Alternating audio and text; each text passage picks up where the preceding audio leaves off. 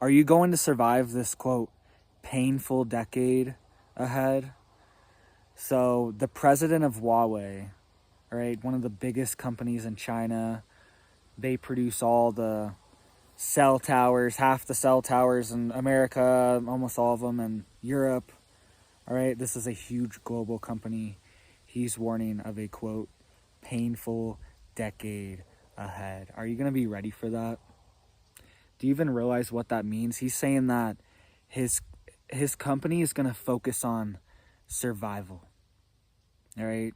So, a billionaire tech CEO essentially is warning of a painful decade and saying his company is going to focus on survival. All right? So if you're not following what these people are doing, if you're not looking at their actions and getting a wake-up call, I don't know what else is going to give you a wake-up call. You need to be focused on survival too. All right? This man's one of the most powerful people in China. Huawei equipment is China's key to getting backdoors into all the infrastructure of the internet, cell phones, cell towers, Wi-Fi equipment, routers. All this stuff, Huawei has their hands in all of it globally, and China has backdoors into all of it. This is a very powerful and important company for China, and they are warning that we're focused on survival, all right? So that's what you need to focus on too. You need to be thinking about what would you do for your family? What's the best situation for your family? What's the best location for your family? So what would you do if it hit the fan right now? Would you be ready for a decade out? That sounds scary to think about. I'm not ready for that. I'm not ready for a decade. I want to be. I'm on my way. I'm trying to be. I'm not ready for a decade, painful decade, a decade of survival. So what would you do? Could you make it through 10 years of survival? Could you make it through 10 years of a collapse scenario? Because it might take, once, if something big happens, a war breaks out, a EMP hits, the grid goes down, cyber attacks hit, all right, hyperinflation, all these different things could hit. It's going to take years to recover. Could you last 10 years? Could you last through this another 10 years? I mean, that's like, that's a lot. That's a lot. My kids are going to be 10 years older than they are right now, all right? I don't want that. That's tough to think about, that we're going to be stuck with this for 10 more years at least. That's what they're saying. So, are you ready for that? I'm not saying you have to have like 10 years worth of food or whatever, because that's almost impossible unless you got a whole storage unit for food or something. But do you have the mindset? Do you have the skills? Do you have the knowledge? Do you have like the Great Depression homesteading mindset to get through 10 years of really tough times potentially, right? I see a lot of people saying like, oh, the past 2 years has been like, oh, I'm so strong from the past 2 years. I'm so tough. I've been through it all, like just from like stuff going on in the world. And it's like, buddy, you haven't seen anything. If you think the past 2 years have been like rough and tough, you need to get smacked around a little, all right?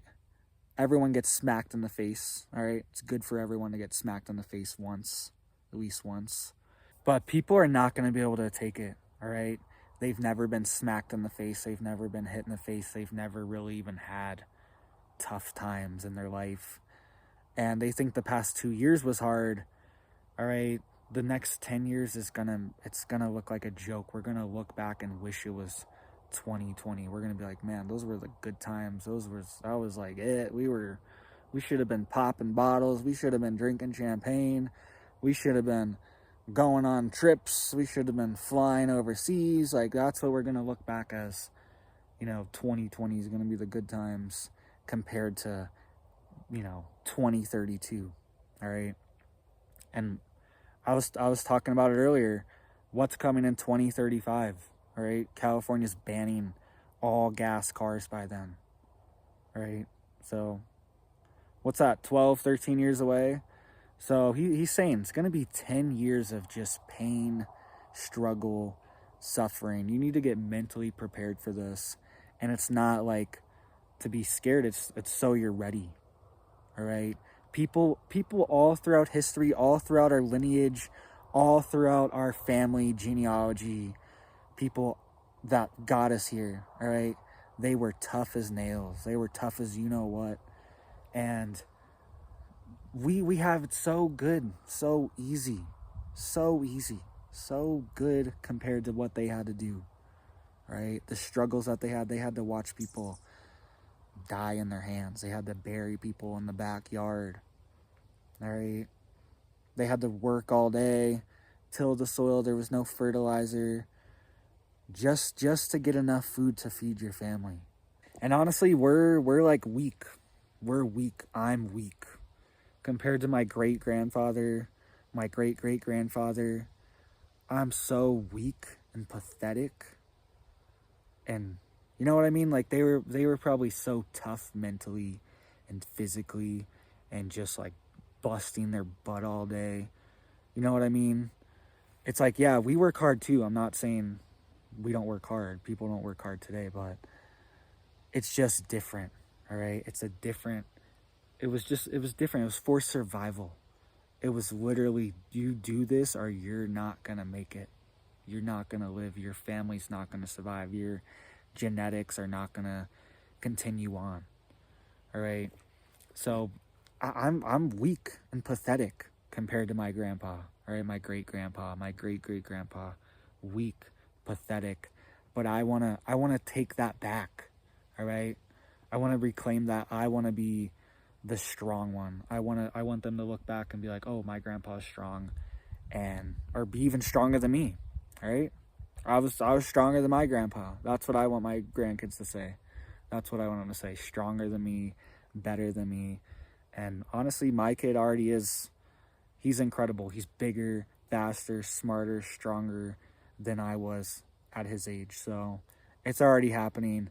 That's the goal too, all right, is to just keep getting better, keep getting stronger, keep getting more focused, more prepared, more tough, more ready for whatever comes our way, because the point of this is for our families to survive, for my kids to survive, for my kids to have grandkids, for them to have grandkids. That's the point of all this. That's literally the point of this channel, right? Wake up enough people, get enough people motivated, get enough people on this wave that if anything ever happens, we're good. We're still going to have enough people that can survive and are going to make it and are going to continue on, all right? That's the point. That's the purpose. That's the mission. That's the point of this channel. That's why I make videos every single day, all right? Because we're going to survive no matter what. They're going into survival mode. We're already in survival mode. All right, we're already ready to survive. We've already been there. So they can catch up to us. How about that? All right.